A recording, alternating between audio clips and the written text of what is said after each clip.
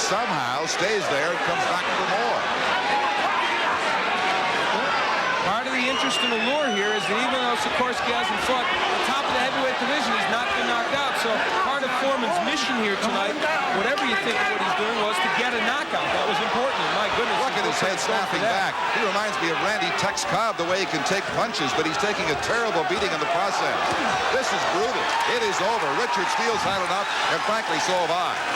Well, and Rocky Sakorski does not complain. He stayed on his feet, but took fantastic punishment. And here is what finally convinced Steele to call this a night. Now there, those punches delivered in a better fashion. The jab and the straight right hand, and you'll see a left hook. Oh. That's not the real bad one, but I'll tell you, there's one coming up here. Yeah, now.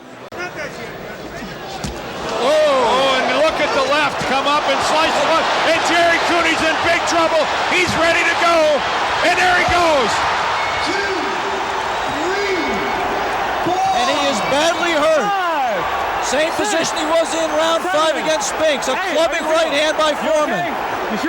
Now let's see if he's learned anything about how to survive, because he's got 1 minute and 8 seconds left. Oh, and that's it. And I don't think this fight's over. This fight's over. George Foreman blows away Jerry Cooney in the second round. This is the result. This is the finish of the fight, and Jerry Cooney really, for all intents and purposes, the left uppercut, there's the right, it's all over. You know, George Foreman throws a lot of unorthodox punches. That time he threw an uppercut, he got out over his lead foot, and he threw a perfect uppercut. Well, walking in with it. Yeah, keep in mind, Alex, it's against a man who's really out on his feet. I mean, Jerry Cooney showed a lot of gameness and just trying to continue. Again, George comes in for the kill. But the thing I was impressed about, Dan, was the accuracy of Foreman. And Jerry Cooney goes down hard. And right behind it. Boom. And you really have to wonder if the strategy... He's got a great jab, but he just won't use it. That was always the case, even in the old days. Well, he's using it now, Al. 5 consecutive good jabs, and then he went to the body. Well, you said this would be a key round, and right now George Foreman is dominating. That was the first good left hook to the body, which I think he can land all day. And I'm not sure that didn't really hurt Qawi. I think Qawi wants to quit. That's it. Well, as I said, Al, he had the will to get by this round, which he did not have. Well, it's an unsatisfactory ending, to be sure, from all standpoints. Look at some of those short. The end of there was that good left hook underneath. I think that took all the rest of the fight out of Dwight Qawi. I had been mentioning he was wide open for that punch, and he's just brutalizing him now. Nothing great, no big snap, but the punches are there, and I guess Qawi knew he was out of gas, and that was the end of the fight. Won that on a decision. Fighting twice in '90, in January and April, winning both. One with a second round knockout, and one with a fourth round knockout. So Rodriguez coming inside more than Dundee would want. He's open. There's a shot. A left hook catches him, and down goes Rodriguez. It looked almost like a grazing shot. It counts up to 5 and 6 and 7. He's not going to make it. It's 8, 9, and 10. It's all over. A second round knockout for George Foreman.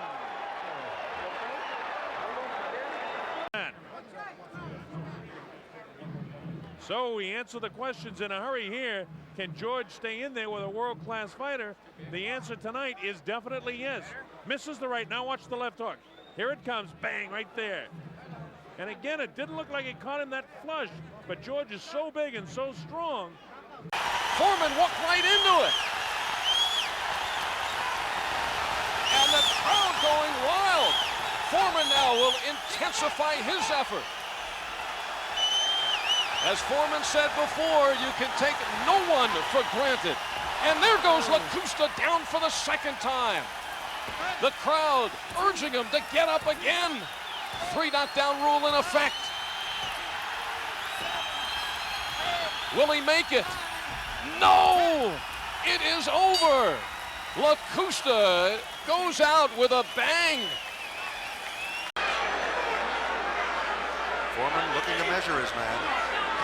There's a left to the face of Jimmy Ellis. And Richard Steele stops the bout. again, at that particular point, there was very much in George Foreman's favor and very little left of Jimmy Ellis. Now that left was the most telling blow of the round. That set doesn't appear to have the overpowering strength. There's some strong left-right combination by George Foreman that buckles Pierre Coetzer, and a right sends the South African to the canvas. 5, 6, 7. We have over a minute left in round number 8 as George Foreman has sent Pierre Coetzer to the canvas. Second time in the fight that he scored a knockdown. He wades in now with uppercuts that seem to take their toll, and Joe Coetzer takes a cue and stops the fight. Is left even in round 10 of a fight in which he is desperately behind, and Teddy Atlas concerned in the corner. Well, another reason that the left hook is landing is Teddy said to Michael, move all the time to your right now and stay away from the right hand. So George had to adapt, and there he goes. He's walking into the left hook. George Foreman enjoying his best round of the fight here in round 10. There's a right hand. Down goes Moore. He's flat on his back. He may not get up. Not maybe. He's not moving. Moore could be about to lose the heavyweight title. I don't believe this. Joe Coetzer pulls off the count. It is over. Holy and George cow. Foreman has pulled off the miracle that no one thought possible. George Foreman Moore is still down. Moore cannot get up.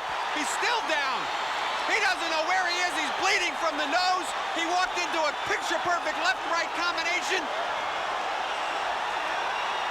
George Foreman, unbelievably, miraculously, is once again the heavyweight champion of the world. Now let's take a look at the replay.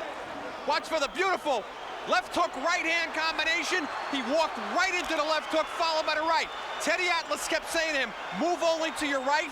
George adapted by Mora only moving to his right, which now finally allowed George to start landing the left hook, which we didn't see for the first 8 rounds. Mora out cold. You asked several times during the fight if Foreman's punch deserted him. It turned out not to be the case. There's that right hand going in on Moore. Down goes Moore. And Arnie, I think we could all tell that as soon as he hit the canvas, he was done. It was over.